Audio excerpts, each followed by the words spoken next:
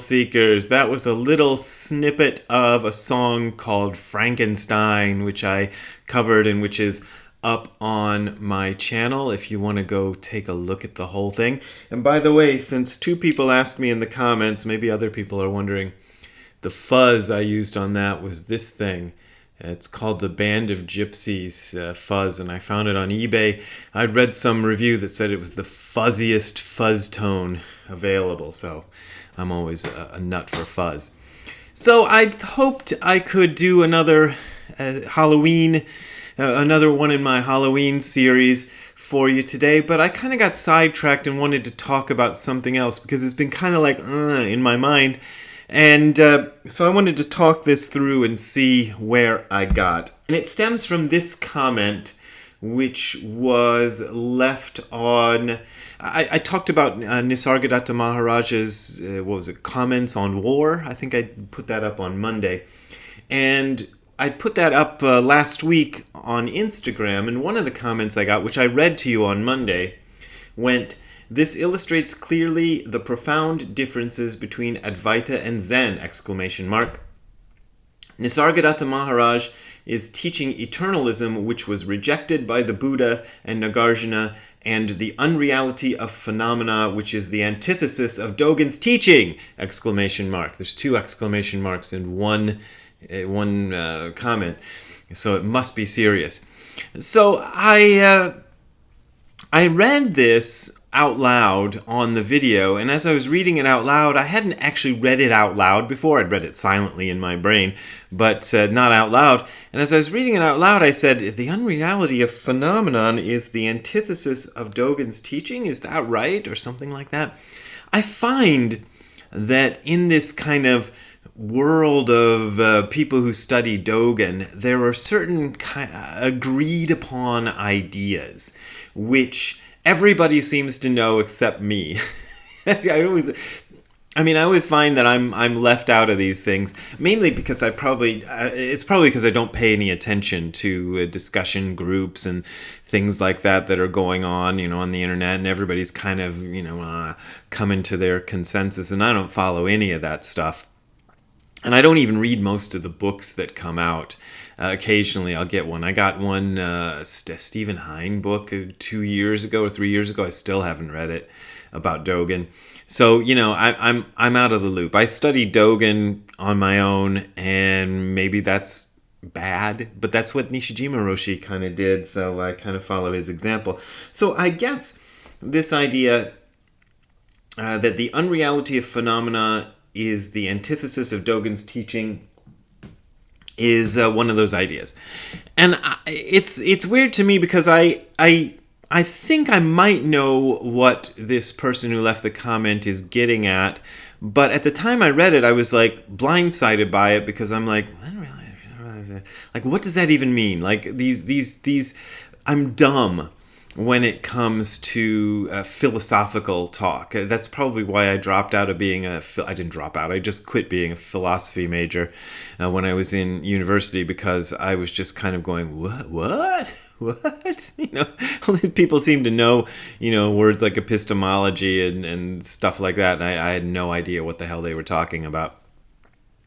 So, in response to this, I started looking things up. I started reading some stuff by Dogen. And one of the first things I read is, it appears in Shobo Genzo Book 3 of the Nishijima Cross Edition. And it is called Shoho Jiso.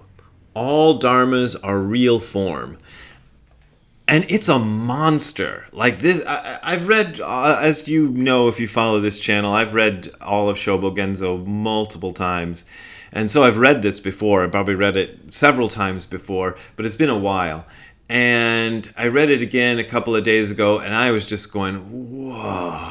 I cannot recommend, if you're a beginner for Dogen and you want to know something fun to read, don't read this chapter. That's my recommendation for you. Don't even try. It's just such a monster. But I will read you Nishijima Roshi's introduction to the chapter because that's not such a monster. And here's what he says. Sho expresses plurality. It means all, various, or many. whole, that's one of the things. It's hard to make it, not hard. Making plurals in Japanese is different from making plurals in English. Let's put it that way. And so English speakers are often thrown by Japanese stuff because we don't know what's plural and what's singular. And I lived in Japan for 11 years, and it still is a problem for me to sometimes know when a Japanese person is talking about something singular or plural. But so this is Dogen's way of making sure you understand that it's plural. So he's saying Sho expresses various. Ho means dharma, both physical things and mental phenomena. So that's how Nishijima Roshi is defining dharma here. Dharma has a lot of definitions. Jitsu means real. So means form. The Lotus Sutra teaches the most important and fundamental theory in Buddhism, that all things and phenomena are real form. Because Buddhism is a philosophy of realism, its viewpoint is different from idealism and materialism. This is something Nishijima Roshi was very concerned about, making the differentiation between Buddhism versus idealism or materialism. The idealist sees only phenomena which cannot be confirmed to be substantially real. Idealists thus doubt that phenomena are real form. The materialist looks at the detail, breaking things into parts, thus losing the meaning and value that is included in the whole. Buddhism says that reality is all things and phenomena existing here and now, and reveres them as real substance, reality itself. This teaching is found in the Lotus Sutra, expressed with the words, all dharmas are real form. In this chapter, Master Dogen explains the meaning of the Lotus Sutra's teaching. Well, he doesn't explain. It's an explanation. It's a doozy of an explanation. So, I read Nisargadatta Maharaj a little differently. And, okay, let's see if I can get into this and make some sense out of it. Sometimes when people use different words, the expression can be confusing and it's hard to kind of get what somebody means. Now, here's my example. If I were talking to a bunch of guitarists, I might tell them that this guitar is not real. Now, if you're a guitarist, you probably already know what I mean, because I don't even have to show you the headstock. You're looking at the pickups and going, I know what he means. But for you who are not guitarists, I will explain. And here's the headstock to give you yeah, let's put it right side up. There's the headstock. Okay, what would I mean if I said this guitar is not real? I would not mean that this guitar doesn't exist. What I would mean is that this guitar looks like a Gibson Les Paul, but it's not really a Gibson Les Paul. It's a Univox Gimme. That was the name they gave it back in the 70s. It was a Japanese knockoff of a Gibson Les Paul. So it looks pretty much like a Gibson Les Paul, but it's not a Gibson Les Paul. So in that sense, I might say it's not real. If I was just talking to a group of guitarists, I've probably said that very thing to guitarists in the past about this guitar. But that doesn't mean I think the guitar doesn't exist. It means it's not what it appears to be. That's what it means. So when I read Nisargadatta Maharaj, I take him to, when he starts talking about the unreality of phenomena, let's put it in the way the person who left the comment says. I don't think he actually says unreality of phenomena ever. But when he says things that sound like he's talking about the unreality of phenomena, I think what he means, and I can't get inside his head and find out, but my assumption, just based on taking the whole business as a whole, and I've read a bunch of stuff by him, and I feel I'm on solid ground here, is that he's not saying it's unreal in the sense that it doesn't exist. He's saying it's not what it appears to be, which is kind of the standpoint of Buddhism. But this is a really tricky philosophical idea to get your head around.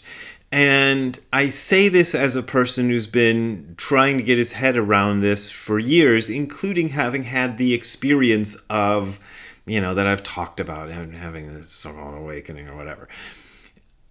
So, okay. The other thing I want to tell you about is a dream I had, okay? and I don't know, I hope this all relates, but we're going to find out at the end whether this related to anything or not. 2 nights ago, I had a dream. And in that dream, I took a picture of something, doesn't matter what, and I wanted to look, I took it with my cell phone, and I wanted to look at the picture after I took it to make sure I got the picture. And then no matter what I did to the phone, I couldn't get the picture to come out. I'm trying swiping, I'm trying clicking, I'm trying everything, and nothing I did would make that picture appear again. Now, this is something that's happened to me in dreams before, and it's been something that I've used as a little cue to notice that it was a dream and then proceed accordingly. I could have a lucid dream or do something fun like that. Well, during this dream, I was going, well, this is something that happens to me in dreams. I remember dreams where this has happened, but this isn't a dream. I rejected out of hand the idea that it was a dream, in the dream. And in the dream, I was walking along the street in Shibuya. It's a district in Tokyo, a very crowded kind of, it's a place where people go for shopping and for drinking and for stuff. So it's really crowded all the time. So I'm in this crowded street in Shibuya thinking about this and going, well, this obviously isn't a dream.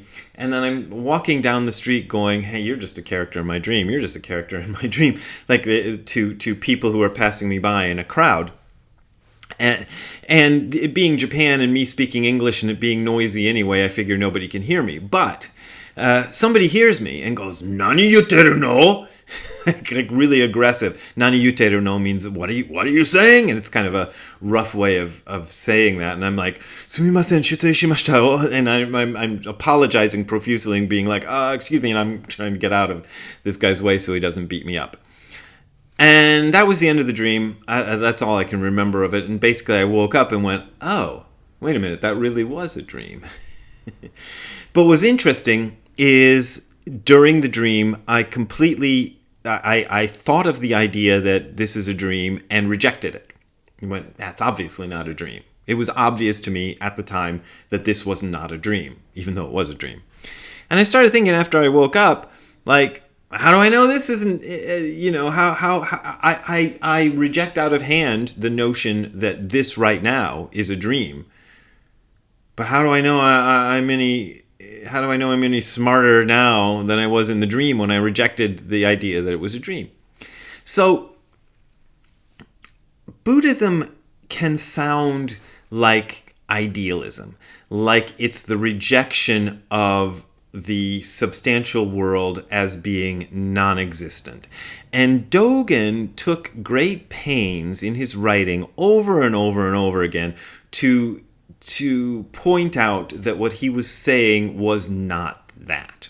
Nisargadatta Maharaj does not take such great pains in pointing it out, and I can see how somebody would listen to him and go, oh, it's just all insubstantial, it's all just fake.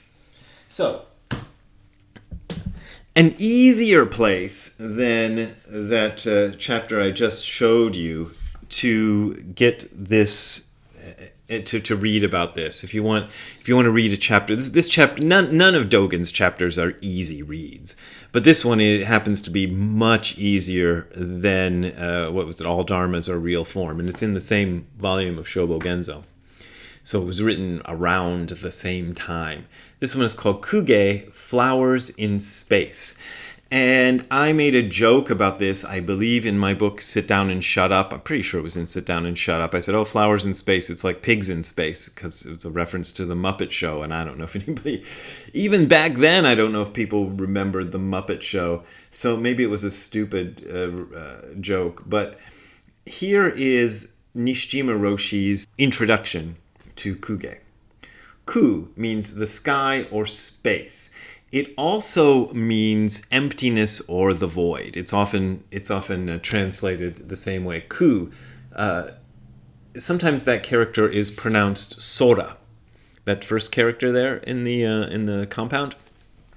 And when it's pronounced Sora, it means the sky. But it also has a meaning of emptiness. And I don't know why Nishijima Roshi didn't point that out in the opening, but let's continue anyway. And ge means flowers. What are flowers in space? Master Dogen uses the words flowers in space to express all phenomena in this world. According to the ideas of the German philosopher Immanuel Kant, I would say Nishijima Roshi loved to quote Immanuel Kant, but in Japanese, that soft A sound, what do we call that? Short A sound? I forget. I forget from my English lessons in grade school. And the short U sound are equivalent. So every time he talked about Immanuel Kant, it sounded obscene. So, and I always remember that. According to the ideas of the German philosopher Immanuel Kant, we cannot be sure whether things really exist in this world. But we can be sure that there are phenomena which we can perceive with our senses. Therefore, for him, phenomena are not necessarily identified with reality, although they do actually appear in this world. He refused to discuss the metaphysical problem of real existence and based his philosophy on human reason. The same idea was present in ancient Buddhism. Master Dogen thought that this skeptical attitude was important in considering the meaning of our life, and so in this chapter he explains the meaning of flowers in space, which in Buddhism expresses real phenomena. And so this is... A lot of this stuff in this chapter is based on a quote. Where does it come from? Does he say? Surangama Sutra. It's a quote from the Surangama Sutra. And it's probably, God, I'd have to look it up. I'm sorry. I think it's a Mahayana Sutra, which means even though it quotes Shakyamuni Buddha, historically speaking, it's probably not written by Shakyamuni or said by Shakyamuni Buddha, but who knows? Anyway, the quote goes like this, and it's attributed to Shakyamuni Buddha. It is like a person who has clouded eyes seeing flowers in space. If the sickness of clouded eyes is cured, flowers vanish in space. And so what Dogen says is that a lot of people read this and interpret it the way interpret it the way at least my commenter interpreted Nisargadatta Maharaj to mean that the idea of flowers in space, I think the idea of flowers in space, I've heard this, flowers in the sky is another way of putting it, is a reference to sometimes people who have cataracts will see things that look like flowers floating in the sky, but they're not really there. And I've heard that that's where the example comes from. And oh, by the way, here is a Japanese joke that would get you in trouble that every Japanese person I ever met thought was funny. Okay, here we go. This one will get you in trouble, so don't use it. It goes like this. A Japanese guy goes into the optometrist. The optometrist examines him and says, "I'm afraid, sir, you have a cataract." And the Japanese guy says, "Oh no, it's a Rinken Continental." Anyway, it sounds terrible, but I tell you what, Japanese people do have trouble distinguishing L's and R's. Just like we, who try to speak Japanese, have trouble distinguishing certain syllables in Japanese, and it's just true. Like, can you tell the difference between the word byoin and byoin?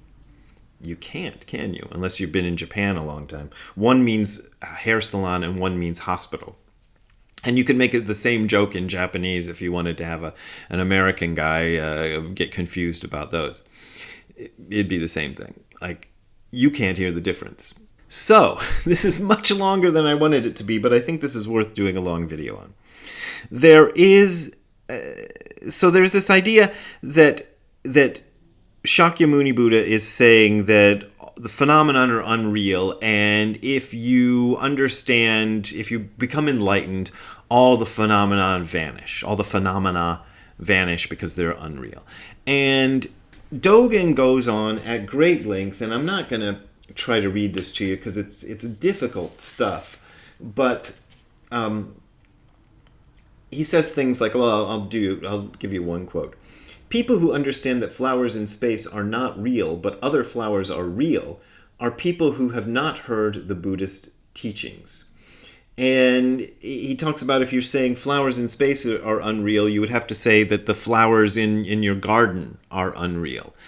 So he's saying that even though it's illusion, and I've said this before, one of the mind-blowing things that Nishijima Roshi once said to me personally in a conversation between just him and I said, oh, it's like those people who say the material world is an illusion, because I thought that Buddhism was against the idea that the material world was an illusion. And he said, oh, the material world is an illusion. And I was like, I thought the unreality of phenomena was the antithesis of Dogen's teaching. But so he makes a great pains to try to distinguish this idea of saying the material world is an illusion or the material world is like a dream, and the idea that the material world is unreal. It's real, but it's not what it appears to be, sort of like that guitar I showed you. It's not what it presents itself as. That's kind of the Buddhist attitude. But it's really hard to get this. Let me just show you one more thing, even though this has gotten way too long. One of my favorite chapters that gets into this stuff is called Muchu Setsumu, and I just reread it before doing this video because the title means preaching a dream inside a dream, preaching a dream within a dream, which is what I just did to you. Oh, wow, here's directions to somewhere. This is back when there was no Google Maps. This is how I figured out what places to go. Anyway, just shows you how long I've had this book, that the bookmarks inside it are ancient. Anyway, so Muchu Setsumu. Let's read Nishijima Roshi's introduction to that. Mu means dream, chu means in, and setsu means preach. So Muchu Setsumu means preaching a dream in a dream. In Buddhist philosophy, there's an idea that our life is a kind of dream, because in everyday life we cannot recognize our life itself. In other words, our actual life is just a moment here and now, and we cannot grasp such a moment.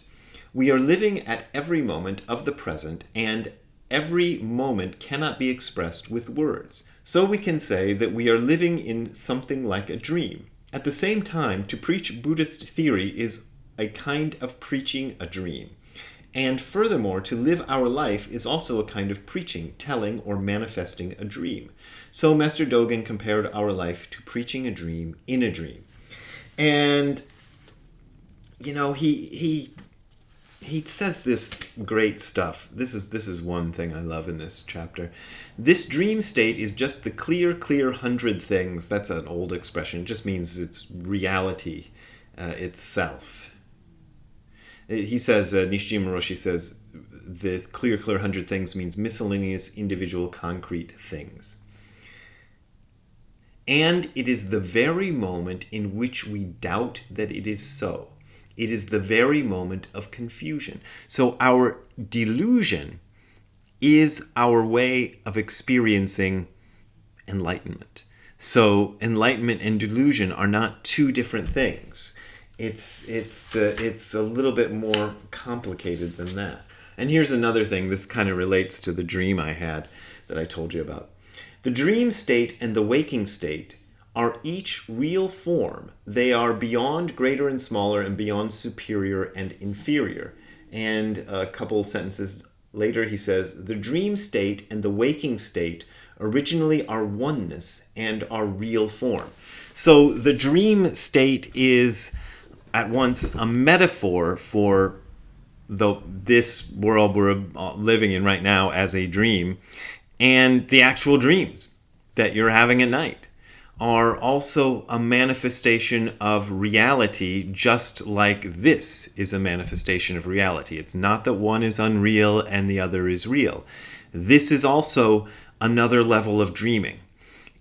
But that's not to say that things are unreal. They are real, but they are also manifestations of some underlying reality, which is not the appearance. The appearance is not exactly what it actually is. And we call the realization of this awakening sometimes, because the experience of that realization is exactly like the experience I had the other night of waking up from that dream and going, oh, wait a minute, that really was a dream, even though I said to myself at the time that I was dreaming that it wasn't. And this is why sometimes people talk about confirming somebody's so-called enlightenment experience. If the experience is a real experience, you don't need to have it confirmed. There's no necessity of going to somebody else and explaining, telling them what happened, and then asking them, is that enlightenment? Because it's exactly like waking up from a dream. You go, okay, yeah, I know. I didn't have to wake up my wife, and go, hey, is this the dream or was that the dream? I didn't have to have a confirmation. Sometimes the word confirmation is used in old literature to describe what happens when a master and a student kind of reach the same state. But it doesn't mean like, I don't know, you go to the doctor going, I got a stomach ache, I think it's ulcers, and then the doctor confirms that it's ulcers. It's not that kind of confirmation. Or maybe he doesn't confirm. Maybe he says, no, it's not ulcers. You just need to take some Pepto-Bismol or something, whatever. But anyway, it's not like that. Okay, so now I've gone on way too long, and I hope some people watch this video because I know it's one of my longer ones. But if you want to contribute to me doing stuff like this more often, you can go to the URL that you're seeing on the screen below, which is hardcorezen.info/donate. That is hardcorezen.info/donate. That's where I get my money from, and I appreciate your support. But as always, you don't got to support me if you don't want to support me. Okay, also I'll be in Bozeman, Montana soon. I think starting November 8th. I'm not sure. Look up hardcorezen.info/events. And that's where you will find out when I'll be in Bozeman, and I should probably look that up too because I need to figure it out. It's in less than 2 weeks. Anyway, we'll see you later. Have a good time all the time. Bye. Hey Ziggy, did I wake you up? Were you having a dream? What were you dreaming about? I know you dream because sometimes you twitch or you bark and stuff. What are you dreaming about, I wonder? Anyway, I'll let you go back to sleep and have more dreams. Okay. Talk to you later, Ziggy. Bye.